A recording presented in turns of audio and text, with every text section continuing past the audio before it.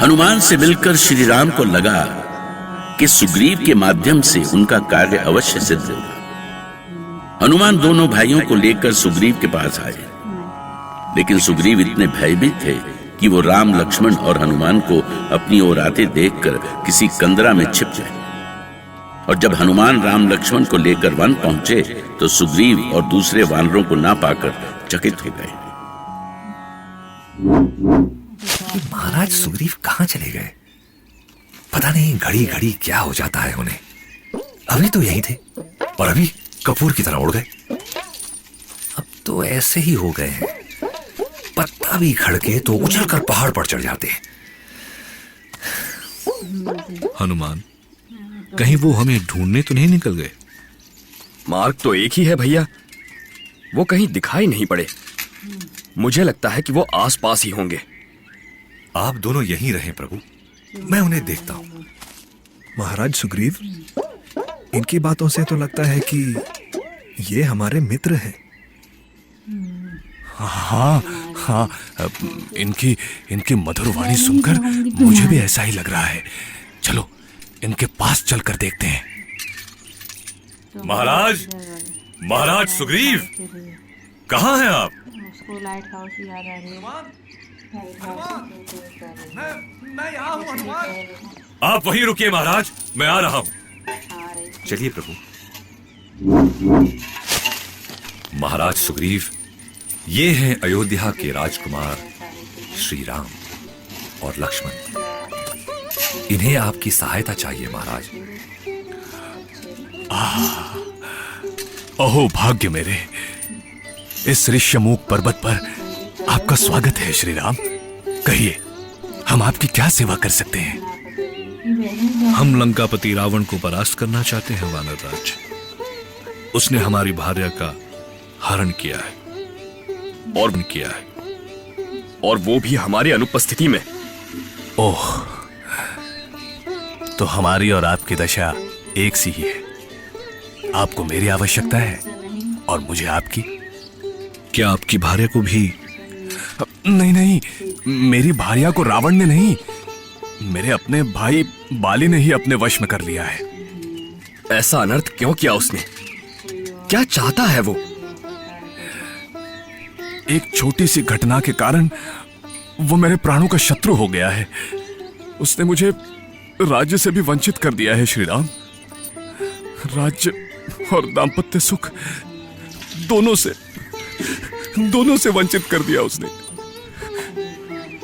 धीरज रखिए सुग्रीव, हम अवश्य आपको न्याय दिलाएंगे। प्रभु, यदि आपकी और महाराज सुग्रीव की शक्ति एक साथ मिल जाए तो उसकी समानता संसार में कोई नहीं कर सकता। महाराज सुग्रीव माता जानकी को रावण से मुक्त कराएंगे और प्रभु श्री राम बाली का वध करके महारानी तारा को मुक्त कराएंगे। ऐसा ही होगा हनुमान।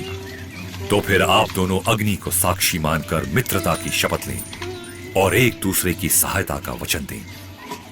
अवश्य हनुमान। आइए महाराज सुग्रीव, मेरे साथ इस अग्नि के ऊपर हाथ कीजिए।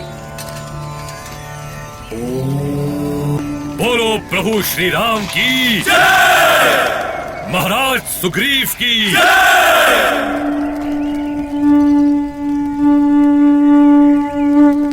आपको तो यह अवश्य स्मरण होगा श्री राम कि इस घटना को कितने दिन बीते हैं। जिस दिन से यह घटना हुई उसी दिन से हम देवी सीता की खोज में लगे हैं सुग्रीव। गीधराज जटायु ने हमें बताया कि रावण उन्हें वायु रथ पर बैठा कर ले गया है। वो बहुत विलाप कर रही थी। ठहरिए श्री राम, ठहरिए। तभी वनराज सुग्रीव की आंखों के सामने पूरी घटना कौंध गई।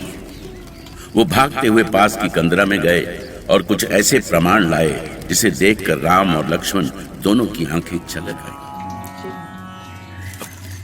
ये देखिए, देखिए, कहीं ये आभूषण देवी सीता के ही तो नहीं है?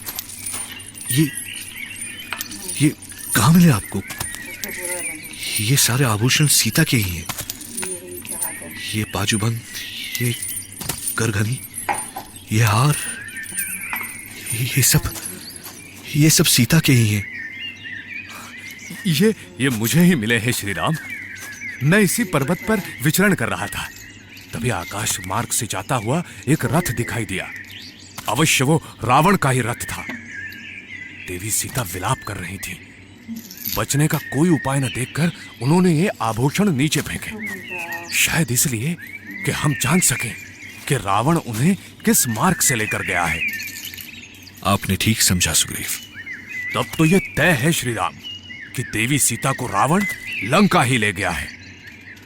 अब आप जितनी जल्दी मुझे राज्य दिला देंगे, उतनी जल्दी हमारे पास सेना होगी और हम सीता माता का पता लगा लेंगे।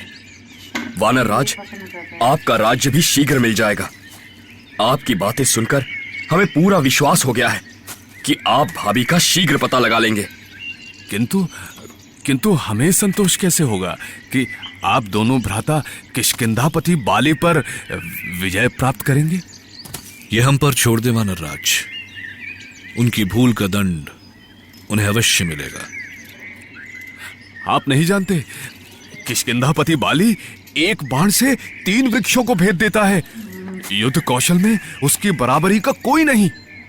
यदि आपको विश्वास नहीं है तो अभी देख लीजिए सुग्रीव, मैं एक बाण से कितने वृक्ष भेद सकता हूं।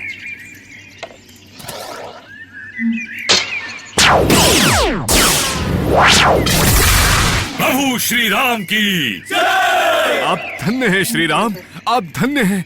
आपने तो एक बाण से 7 वृक्ष भेद दिए। अब मुझे विश्वास हो गया कि आप मुझे न्याय दिला सकेंगे।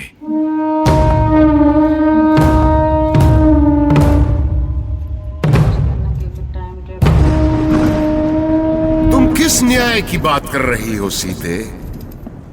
किस न्याय की बात कर रही हो? क्या शूर्पणखा का अपमान न्याय था? क्या खरदूषण का वध न्याय था? बोलो सीते, यदि वो न्याय है तो हमने जो किया है वो भी अन्याय नहीं है। तुम नहीं जानते लंकापति कि तुम्हारी बहन ने क्या किया था। संसार का कोई ऐसा सच नहीं है जो लंकेश नहीं जानता। कोई ऐसी घटना नहीं है जिसका पता मुझे ना हो। मैं सर्वज्ञानी हूं, त्रिकालदर्शी हूं। तुम्हारे लिए तो अनीति ही नीति है, अधर्म ही धर्म है, अनुचित ही उचित है लंकेश। इसलिए तुम्हें समझाना व्यर्थ है। तुम्हें उन वनवासियों ने क्या कर दिया है सीते? तुम्हारी सोच बदल दी है उन्होंने। चेंज नहीं करा। तुम सांसारिक रीति नीति भूल गई हो। अभी भी समय है, भूल जाओ वो सारे पाखंड। भूल जाओ उस राम को जिसके साथ तुमने इतने दुख सहे। मृत्यु से मुझे भय नहीं है लंकेश। यदि तुम में इतनी ही शक्ति है तो उठाओ अपना खड्ग और काट दो मेरा शीश। वध करो मेरा, वध करो मेरा लंकेश, वध करो मेरा। वध कीजिए श्री राम, वध कीजिए। उसे जीने का कोई अधिकार नहीं है, कोई अधिकार नहीं है उसे इस संसार में रहने का। वो निरंकुश तो है ही, व्यभिचारी भी है श्री राम, व्यभिचारी भी है। हम आपके साथ हैं वानरराज। जाइए, बाली को चुनौती दीजिए। हम आपकी सहायता के लिए सदा आपके साथ हैं। अब देर न करें महाराज। प्रभु श्री राम के होते हुए बाली आपका कुछ नहीं बिगाड़ सकता। किंतु श्री राम आप। मैं उस वृक्ष की ओट में रहूंगा और उचित समय पर प्रहार करूंगा। महाराज बाली की, महाराज बाली की। सेनापति, वो विश्वासघाती सुग्रीव जहां भी मिले उसे बंदी बनाकर हमारे सामने प्रस्तुत करो। महाराज, हमारे सैनिकों ने पूरा किष्किंधा छान मारा पर सुग्रीव का कहीं भी पता नहीं चला। अत्याचारी बाली, कहां छुपा है तू? साहस है तो बाहर आ, बाहर निकल दुष्ट। आज तेरा वध न किया तो मेरा नाम सुग्रीव नहीं। बाहर निकल। सुग्रीव की चुनौती सुनकर बाली क्रोध से कांप उठा था। उसकी भ्रिकुटी तन गई थी। उसने अपनी विशाल गदा उठाई और सुग्रीव को सबक सिखाने के लिए निकल पड़ा।